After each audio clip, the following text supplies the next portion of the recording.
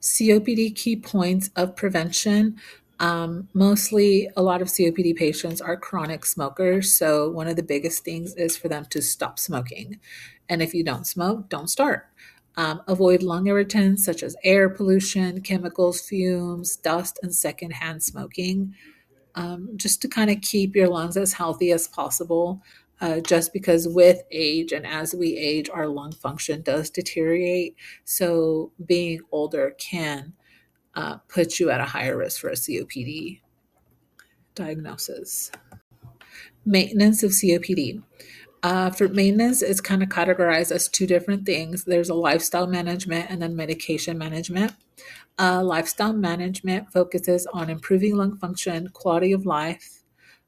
These include smoking cessation, physical activity rehab, environmental control, nutrition and diet, energy conservation, airway clearance, medical management, and stress management. Um, Physical activity, you want to be able to do a little bit of exercise, a little bit of walking to kind of keep those respiratory muscles working, and keep you at a like physically level fit stage so that you can prevent exacerbations, prevent shortness of breath. Environmental control, that includes eliminating those pollutions or pollutants that kind of flare up your exacerbations. Nutrition and diet, COPD patients eat a higher protein balanced diet just to kind of help them level out that extra burning of calories that they have. Energy conservation is basically kind of saving up your energy and doing um, like a little bit of chores here and there when you do have that extra boost of energy, and not and doing it in short little bursts instead of trying to do it in a huge long haul and then wearing yourself out and then causing yourself to be short out of breath. Um, Stress management, patients with COPD are very anxious. They suffer from depression. They kind of put themselves separate from everybody else, making them feel alone.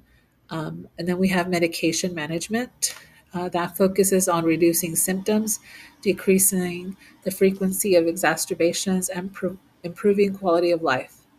They include bronchodilators such as your SABAs and LABAs, anti-inflammatory medications, your ICSs, and your PDE4s.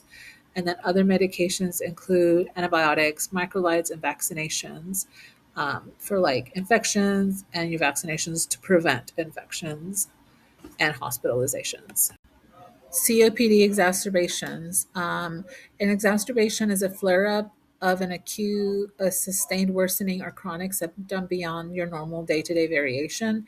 It involves increased mucus, wheezing, chest tightness, and a significant increase in breathing difficulties. Common triggers include respiratory infections, environmental factors such as like your pollutants, your chemicals that may kind of cause that flare up to come up. Symptoms increased breathlessness and wheezing, changes in color and thickness or amount of sputum, increased coughing, fatigue, tiredness, swelling of the legs and ankles, consequences, significantly higher risk of death or hospitalization. It reduces your lung function and exercise capacity just because those patients are completely short out of breath and like are worn out from just trying to be able to breathe properly. Longer recovery times, often taking a month or longer to return to their baseline.